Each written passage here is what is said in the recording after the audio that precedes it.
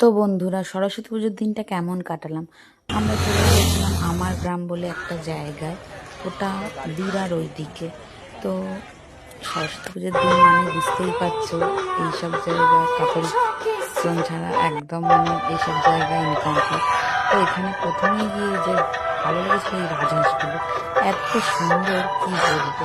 আর তার মধ্যে ভালো লেগেছিল এখানে নানান ধরনের যে বাচ্চাদের অ্যাক্টিভিটিসগুলো আছে, ওগুলোও খুব সুন্দর লেগেছিল। আর এরিয়াটা জানো তো ভীষণ বড়, এখনও পুরো জিনিসটা কমপ্লিট হয়নি, যতটুকুনি লেগেছে ততটুকুনেই বেশ সুন্দর লেগেছে। তো এই যে তারপর এখানে নানান রকম মানে গাছ তো কি বলবো আছেই, তারপর খুব সাজানো গোছানো ছিল। আর যেহেতু সরস্বতী পুজোর দিন গেছি